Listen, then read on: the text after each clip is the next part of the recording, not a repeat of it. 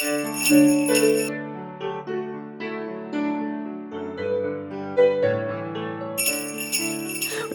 to Chateau Advent Calendar Vlogs, where every day of December we'll be showing you how we prepare for Christmas here at the Chateau. Yep, we've got loads of tricks and tips for you, and if you don't want to miss a thing, hit subscribe, click the notification button, and you'll not miss anything. Here's today's video. Today we're going to be making something quite special as a table gift for Christmas Day itself. I like to give a little gift to each guest around the Christmas table, little place gift.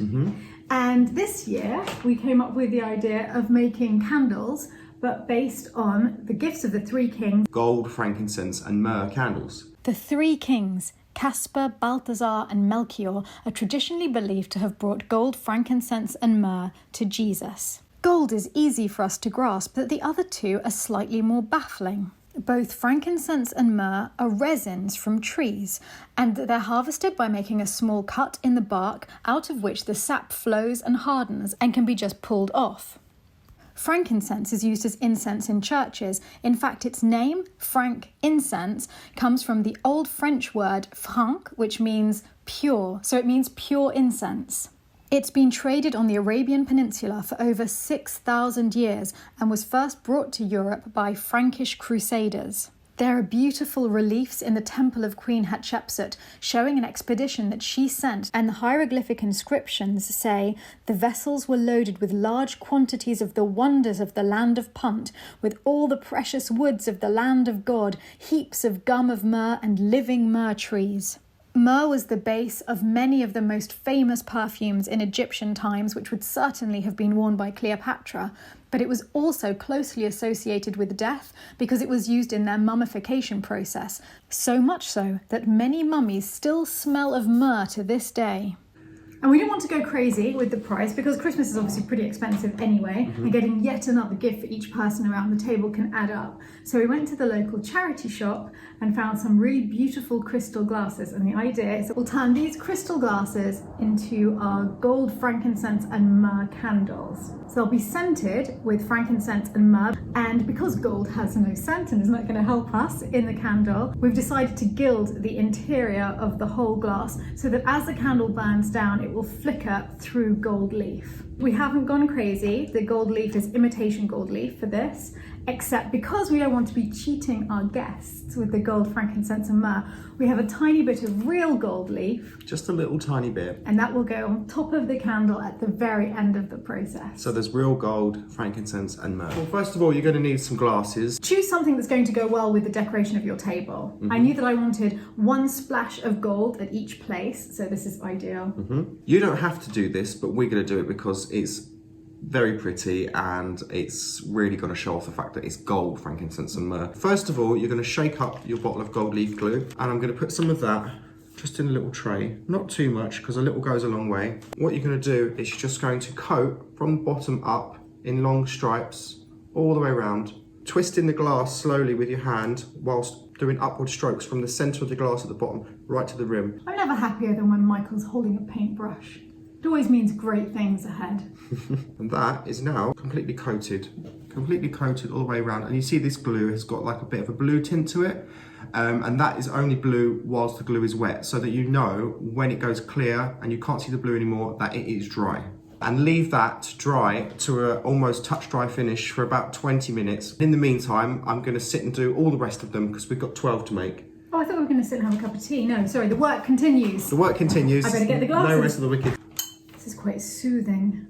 It is soothing, isn't it? You've got a nice even coat all the way around. Do I get an A star? You get a gold star. Ooh. I might gild you one myself. That blue tint has gone. It's now almost dry, which is the perfect time to put the gold leaf on. What we're going to do is take this gold leaf sheet. So beautiful. And we're going to just carefully drop it in, just like that. Just push it in.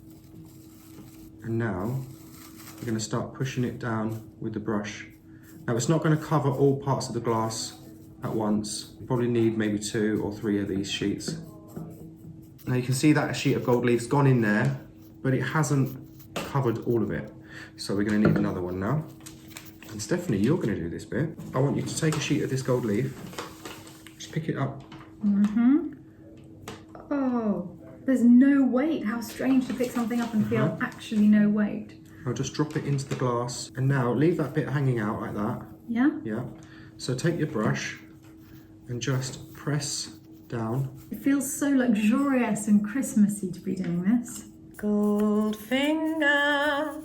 He's the man with the Midas touch. There's all glitter in the air. Glitter everywhere here.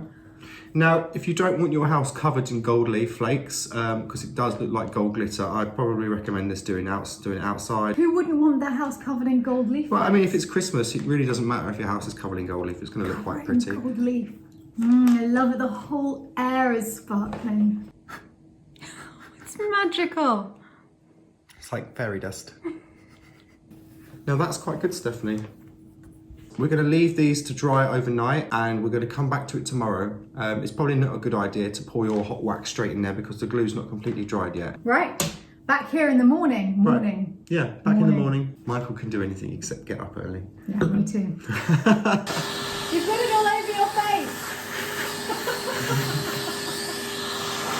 All we need to do now is turn them into candles. You can stick the wicks to the bottom of the candle with hot wax, but sometimes when you pour the new hot wax in, it will melt and it will come free. They also come with a little sticky pad. It's best to use these.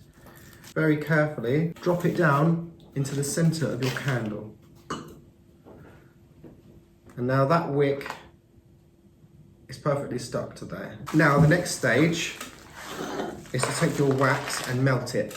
Soy wax is the best kind of wax for candles. It burns slowly, it's a lot less messy, and it melts at a lower temperature.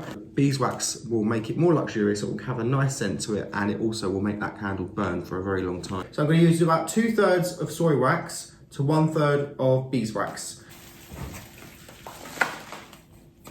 I'm going to pop this into the microwave on a medium setting. Obviously you want to take that out of the microwave as soon as you can see that it's gone liquid. The wax is melting, and in the meantime I've put all of these wicks in and we're just going to have to straighten them out. I'm going to take one of these little kebab skewers and a piece of masking tape. I'm just going to tape over the top and I'm just going to roll it around until we're there and under a little bit of tension so that it stays straight. When we pour our wax in, it's not going to move. That is our melted wax. It's got that lovely golden beeswax colour. It's got a gold colour to it actually, which is really nice. What will happen is if your wax is too hot when you add the essential oils, the fragrance will be diffused straight away and it will not stay in the wax. So you want that about 10 degrees above its melting temperature. I think we shouldn't have too much of the myrrh. I'd say we add a teaspoon of the frankincense. Yes, So this, I which love is that smell. about 400 mils of melted wax. Wow, smell Oh that. yes, the most wonderful woody scent. The myrrh is my favourite.